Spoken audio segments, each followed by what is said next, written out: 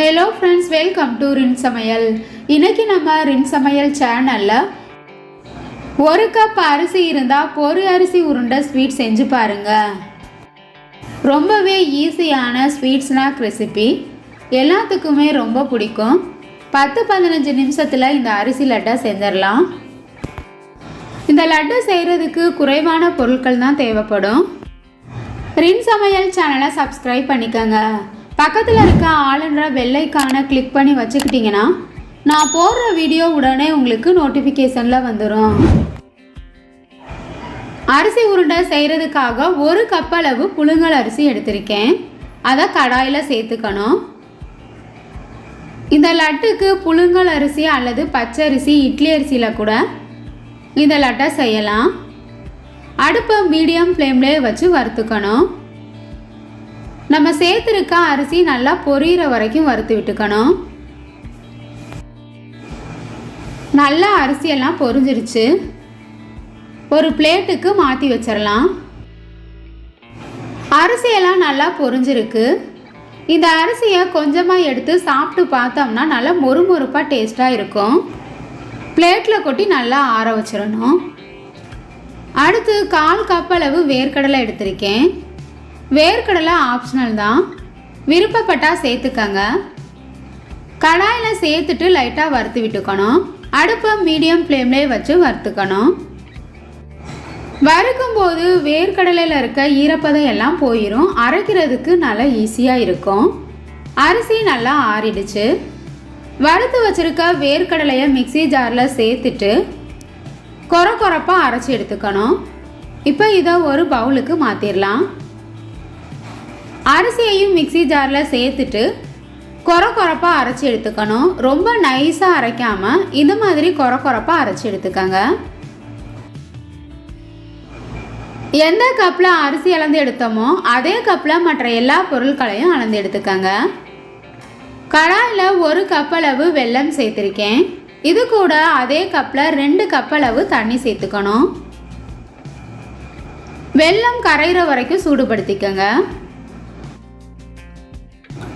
பாகுபதம் பார்க்க தேவையில்லை. வெல்லத்தில் கல்மண் தூசி இருக்கும். அதை வடிக்கிறதுக்காக இந்த மாதிரி நல்லா சூடுபடுத்தி கரைச்சிக்கணும். வாசனைக்காக 2 ஏலக்காய் சேர்த்துட்டு வெல்லத்தை வடிகட்டியில் வடித்து எடுத்துக்கலாம். கடாயை நல்லா சுத்தமாக கழுவிட்டு நம்ம வடித்து வச்சுருக்க வெள்ளை தண்ணியை சேர்த்துக்கணும். ஒரு பிஞ்சளவு உப்பு சேர்த்துக்கங்க. எந்த ஸ்வீட் செஞ்சாலும் உப்பு சேர்த்து செய்யும்போது நம்ம செய்கிற ஸ்வீட் இன்னும் நல்லா டேஸ்ட்டாக இருக்கும். இது கூட கொஞ்சமாக நெய் சேர்த்துக்கலாம். சேர்த்துருந்த வெள்ளை தண்ணி நல்லா கொதி வந்ததுக்கு அப்புறமா நம்ம அரைச்சி வச்சுருக்க அரிசி மாவை சேர்த்துட்டு கையெடுக்காமல் நல்லா கலந்து விட்டுறணும். அடுப்பை மீடியம் ஃப்ளேமில் வச்சுட்டு அரிசி மாவை கலந்துடணும். மாவு லைட்டாக கட்டி படுற மாதிரி இருக்கும். கையெடுக்காமல் கலந்து விட்டுக்கிட்டே இருந்தோம்னா மாவு கட்டிப்படாமல் எல்லாம் நல்லா கரைஞ்சிரும். கை ஃப்ளேமில் வச்சு மாவை சேர்த்தோம்னா சீக்கிரமாகவே வெள்ளை தண்ணியெல்லாம் வற்றிடும். மீடியம் ஃப்ளேம்லேயே வச்சு நல்லா கலந்துக்கணும். இந்த மாதிரி கட்டிகள் இல்லாமல் மாவை நல்லா கரைச்சிக்கணும். அப்போ தான் நமக்கு லட்டு சாப்பிட்றதுக்கு நல்லா டேஸ்ட்டாக இருக்கும்.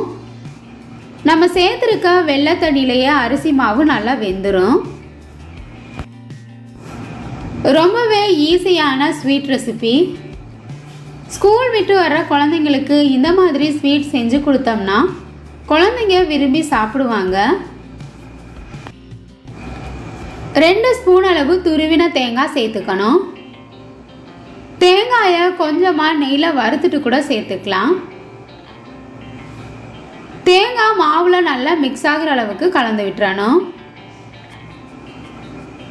அடுத்ததாக நம்ம அரைச்சி வச்சுருக்க வேர்க்கடலை பவுடரையும் சேர்த்துக்கணும்.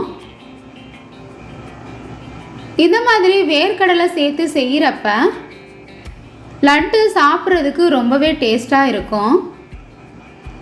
மாவு நல்லா திரண்டு வர வரைக்கும் கிண்டிக்கணும். கட்டிகள் இல்லாமல் நல்லா மிக்ஸ் பண்ணிடணும்.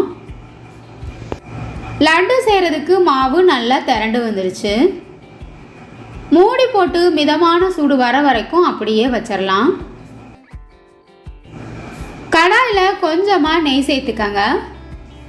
ஒரு கைப்பிடி அளவு முந்திரி பருப்பை சேர்த்துட்டு அடுப்பை மீடியம் ஃப்ளேம்லேயே வச்சு வறுத்துக்கணும். நம்ம வறுத்து வச்சுருக்க முந்திரி பருப்பையும் அரிசி மாவு கூட சேர்த்துடணும். நல்லா இதையும் மிக்ஸ் பண்ணிக்கலாம். மாவு மிதமான சூடில் இருக்குது. இப்போ லட்டு பிடிச்சிடலாம். எந்தளவு ஸ்வீட் லட்டு உங்களுக்கு பெருசாக அல்லது சின்னதாக வேணுமோ அதுக்கு தகுந்த மாதிரி உருண்டையாக உருட்டி எடுத்துக்கணும். நல்லா டைட்டாக உருட்டினோம்னா லட்டு நமக்கு விரிசல் இல்லாமல் வந்துடும். பொரி அரிசி உருண்டை ரெடி ஆயிருச்சு. இதே போல் மீதம் இருக்க எல்லா மாவையும் உருட்டி எடுத்துக்கலாம். இந்த ஸ்வீட் லட்டு உங்களுக்கு பிடிச்சிருந்ததுன்னா ரின் சமையல் சேனலை சப்ஸ்கிரைப் பண்ணிக்கோங்க ஃப்ரெண்ட்ஸ். வீடியோ பிடிச்சிருந்ததுன்னா மறக்காமல் ஒரு லைக் கொடுங்க ஃப்ரெண்ட்ஸ். கமெண்ட் பண்ணுங்கள், ஷேர் பண்ணுங்கள். பக்கத்தில் இருக்க ஆளுன்ற பெல்லைக்கான கிளிக் பண்ணி வச்சுக்கிட்டிங்கன்னா நான் போடுற வீடியோ உடனே உங்களுக்கு நோட்டிஃபிகேஷனில் வந்துடும். Thank you friends.